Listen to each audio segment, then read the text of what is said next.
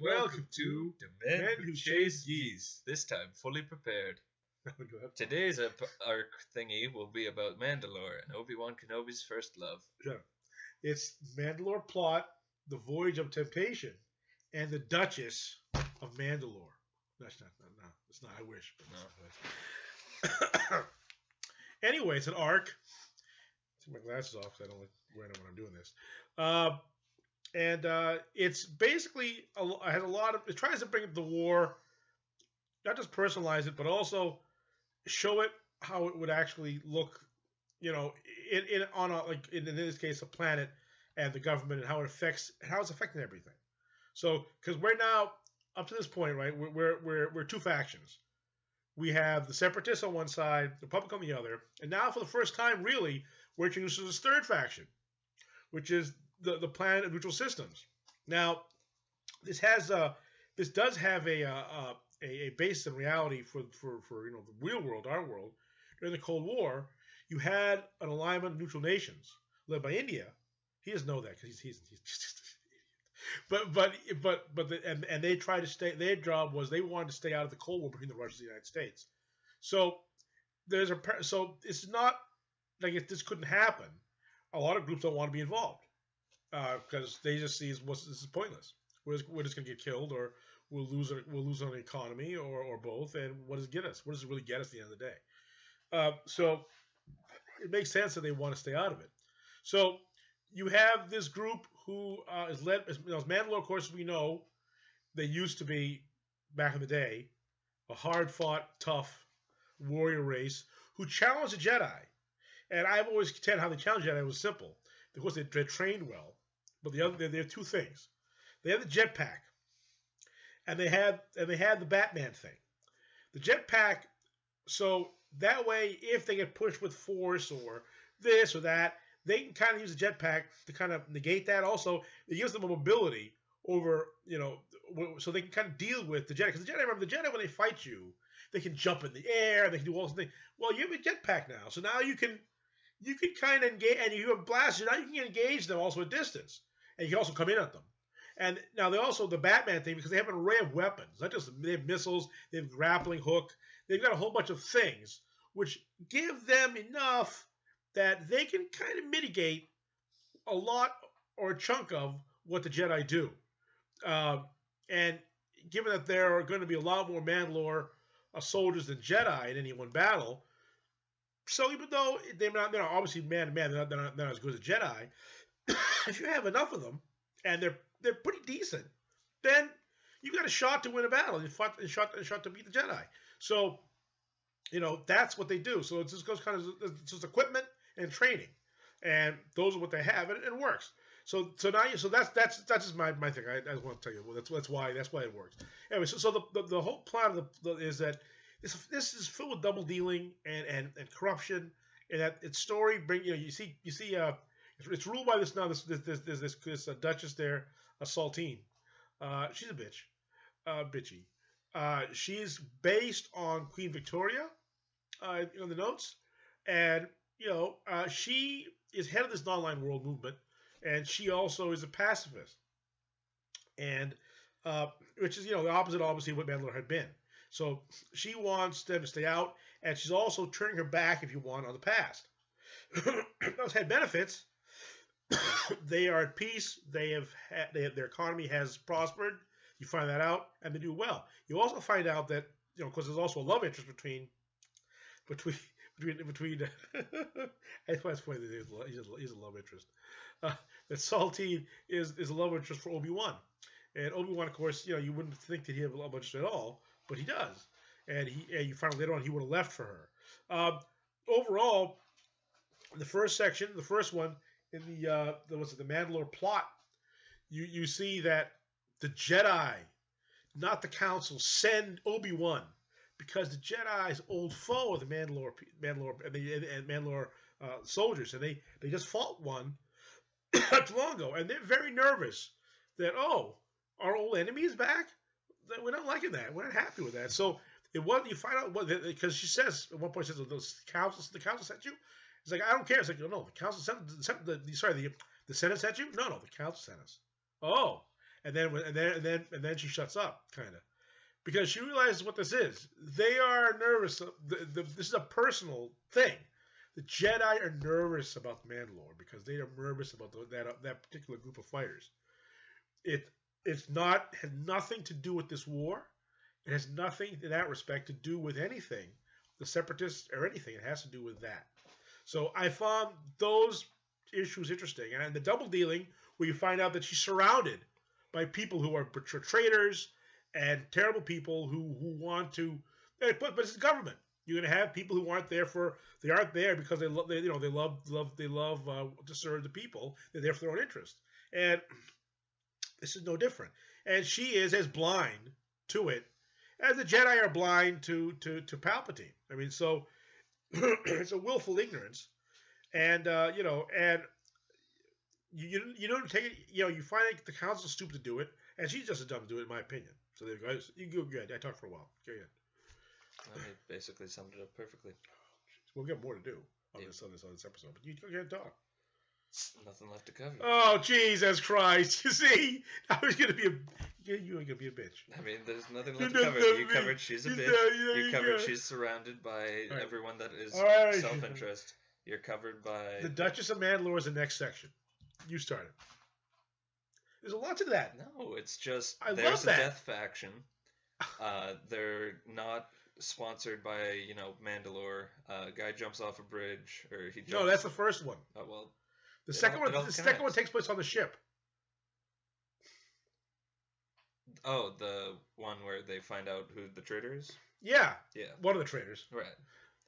And it turns out Anakin is the one to do the killing because, they go into that ultimatum where they're like, oh, if you're such a good person, you're not going to kill me. And then Anakin pops out of nowhere and is like, sums that up real well. So the second episode, since he obviously clearly forgot. I just watched it. He hasn't watched it in probably a few days, so he probably forgot. But the second episode, I liked a lot of this 3 arc. I think it was my favorite. And that's when they're on the ship and they have to protect Princess Saltine there and her retinue as they travel to the stars, go over to Coruscant because they're going to have a vote whether or not they're going to bring the Republic soldiers there to deal with the fact that they feel that, oh, you can't deal with the problem you have, so we're going to deal with it for you. So it's a nice kind of creepy episode a little bit, and you deal with a lot of the clones, the clone soldiers too, and they basically have these assassin droids, and they're fun. I just found it a fun episode because they have to fight these up, they have to fight them and deal with them and back and forth. They have to find out who the traitor is, who probably brought them aboard, who okayed to get them over here. And those spider bots don't come cheap. Yeah, they found out. They end up with this question at the end, and you have the traitor. And, and before that happens, of course, they do admit their love for each other. Obi-Wan and Saltine admit they love each other. And he admits that I would have left for you if you had said something. And I found it funny because the assassin, although the traitor, he kind of rolls his eyes, kind of like the audience, right? He rolls his eyes like, yeah, you got to be kidding me. I'm here I'm making usurp the princess. Yeah, I got a sauce. I got a hostage here. I think I'm a button that'll blow the ship up. And you guys are talking about love. Well, what the hell? What's wrong with you people? So I kind of like So he pulls out his lightsaber, and she gets away from him. And she pulls out her gun. Now he has a button. If he presses it, the whole ship blows up. So the question is, he gives this moral question about what to do. The pacifist has a gun, but she won't shoot him because she's a pacifist. But she doesn't. He's gonna blow up that ship. And of course, if Obi-Wan kills him, as the creator says, she's gonna hate everyone's gonna love you on the ship. Everybody but one, her, because the one person he really cares about. So of course he says, which one of you is a cold-blooded murderer? Who's gonna be? And of course Anakin comes right to him, he skewers her, and they play also Darth Vader's music at that time. So and he's right. He's like, yes, you should blow up the ship. Of course I killed her. What do you want me to do? Keep him alive? What are you insane? So there we go. So the third part, which is called the Duchess. No, sorry, the Duchess of Mandalore.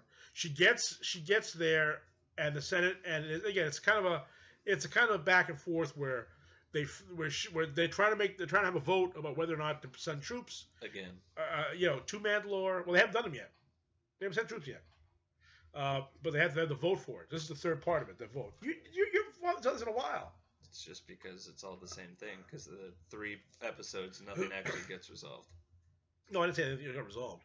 So, but you find out the whole thing, how corrupt the whole thing is, and yeah, it's a back and forth, and she's framed for a murder she didn't commit, and and then Obi-Wan has to help save her, and he does, and and they have to find out who the real culprits are, and all that, and then but there you go. I liked the episode. I thought I'll give it a 4 out of 5. It was just that second episode. I'd probably give it a 5 out of 5. But I liked it. Now, normally I would say, we say something a lot of times, we say, oh, the arc was too long. It didn't need to be 3. This needed to be 3 because you had one on the planet, one on the ship, and one on Coruscant. You really did need to have 3 to make this story work.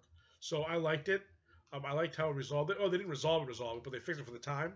But it sets up later because this whole Death Watch thing, which is what the Mandalore terrorist group is, they're planning to take over this planet, and there's a whole they're gonna be involved in the story going forward for a while.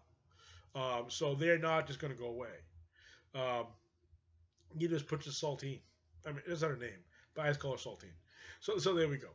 So I give it a 4 out of 5 because I enjoyed it. I really enjoyed the second episode most of all. I didn't like the love interest that much. It was okay. It was all right. It wasn't terrible. I'm not a pacifist person, so I don't really agree with her, obviously. And I think she's stupid in that respect. But I mean, I think she's a good leader. I think she tries. She's not corrupt. So there's that. And there we go. I'm all done. How about you? Good troubles. I give it a 3 out of 5. Honestly, the only thing worse than trying to make Anakin love Padme more is trying to make Obi-Wan love Saltine in a 3 arc episode. It was forced. The people that didn't know their backstory were just like, I guess he loves her. It wasn't really explained well and wasn't shown well because, she's just a bitch and he's just a Jedi. So it doesn't work very well if you don't really explain the past and you just say, oh, it was in the past. Which it was. That's just... He had to do the whole bodyguard thing. Right. The same thing you could argue that happened with Anakin and Padme. Right. You do the bodyguard thing. They follow the bodyguard. Blah blah blah. Da, da, very attractive bodyguards. Very attractive. Yeah. Besides that, it looks like you. They wouldn't have a problem. It was strange that she was a pacifist when her nation is based solely on the terrorist faction that is known for warriors. But I guess that could happen. What are you talking about? I don't understand what you're saying. Because Mandalore is known for fighters. Well, no, it was. Right. She changes that. Right. But that's not for the better. Well, remember, they sent a lot of them off to die, basically, on that planet, that moon there, Moondor. I forget the name of the moon. But, so it's kind of, quite frankly, it's similar to what the Japanese did with the samurai. The samurai were, when they built the nation state of Japan, the samurai from the turn of the century and before were sent on basically suicide missions, one after the other, to take these little islands all around the Sea of Japan from the native peoples there, and their numbers would dwindle until eventually there were none. That's how they got rid of the samurai in Japan. So they're doing the same thing, with the Mandalorian fighters. They put them there to fight and do whatever, and then hope they just die and go away, and that's it. Yep. Mandalore is Japan and India. Well, no. Fun facts. No, I'm just saying those are relatable. They take a lot of their story from relatable things or things that happened on this planet. I mean, Star Wars is based on Nazi Germany, so it's to use these things, and it's not unusual. Mm-hmm. And the guy who does this, the Italian guy there, Spaghetti, I forget his name. Ravioli. He basically, he uses a lot of stuff of the King Arthur myth for it. So I mean, so it's not like I'm grabbing this out of thin air. They're using Earth myths. They're also using Earth history as the model for what they do in the story. Yep. So I don't think it's far-fetched for me to go on about it. That's all. That's it. Yep. You did like this episode. Take care, my friends.